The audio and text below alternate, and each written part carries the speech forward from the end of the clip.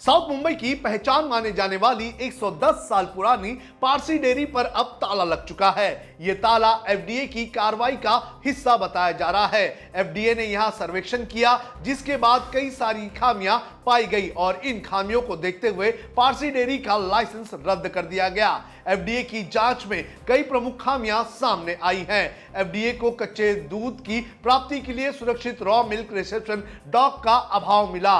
भंडारण कक्ष और उत्पादन क्षेत्र की दीवारों पर फफूंदी चिपकी मिली। वहीं कच्चे माल को सीधे जमीन पर रखा जाना, फफूंदी लगी दीवारों के पास कच्चे माल का भंडारण करना, उत्पादन क्षेत्र में गंदगी भी दिखाई दी। आइए आपको बताते हैं कि कौन कौन सी खामियां एफडीए की कार्रवाई में मिली है, किस तरह से एक्शन लिया है और क्या है पारसी डेयरी का पूरा इतिहास। नमस्कार, आप देख रहे हैं लोकमत हिंदी। मेरा नाम है सोनू कनौजिया।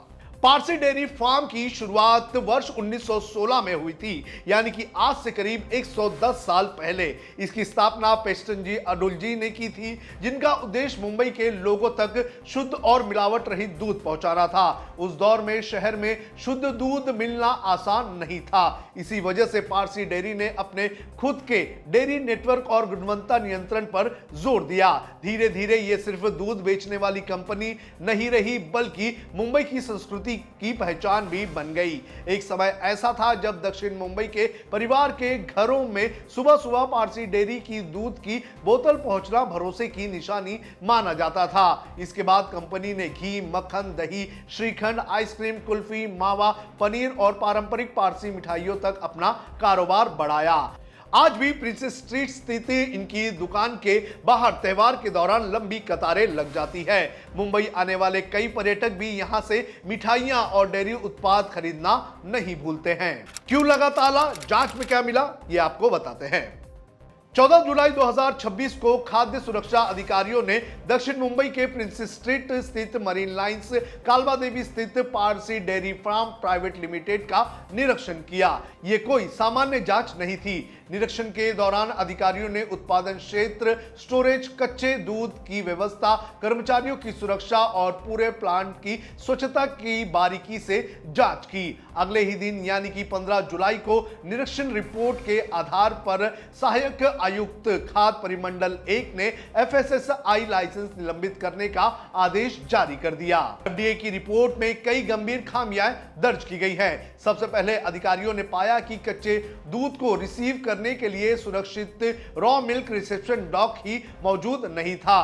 भंडारण कक्ष और उत्पादन क्षेत्र की दीवारों पर फफूंदी जमी हुई थी। कई जगहों पर कच्चा माल सीधे जमीन पर रखा हुआ था। कुछ कच्चा माल फफूंदी लगे दीवारों के ठीक पास रखा हुआ था। उत्पादन क्षेत्र में भी साफ सफाई बेहद कम पाई गई। एफडीए की रिपोर्ट यहीं नहीं रुकी। निरीक्षण के दौरान बड़ी संख्या में मक्खियां उड़ती भी इस शॉप में मिली। कीट और चूहों को रोकने के लिए जरूरी जालियां भी यहां पर नहीं थी। सबसे अहम बात यह रही कि प्लांट में एफ्लुएंट ट्रीटमेंट प्लांट यानी कि ईटीपी मौजूद नहीं था, जबकि डेयरी उद्योगों में यह बेहद महत्वपूर्ण माना जाता है। एफडीए ने पाया कि खाद्य पदार्थ संभालने वाले कर्मचारियों के मेडिकल रिकॉर्ड भी अधूरे थे। कई कर्मचारियों के पास सुरक्षा संबंधी जूते भी नहीं थे। परिवहन वाहनों की सफाई का कोई भी रिकॉर्ड उपलब्ध नहीं था। कई खाद्य उत्पादों पर बेस्ट बिफोर यूज बाय और डेट ऑफ एक्सपायरी जैसी अनिवार्य जानकारी भी नहीं लिखी गई थी। यानी केवल साफ सफाई ही नहीं, बल्कि खाद्य सुरक्षा से जुड़े कई नियमों का भी पालन इस डेयरी में नहीं किया जा रहा था। एफडीए ने इस पर क्या कहा, यह भी आपको बता देते हैं।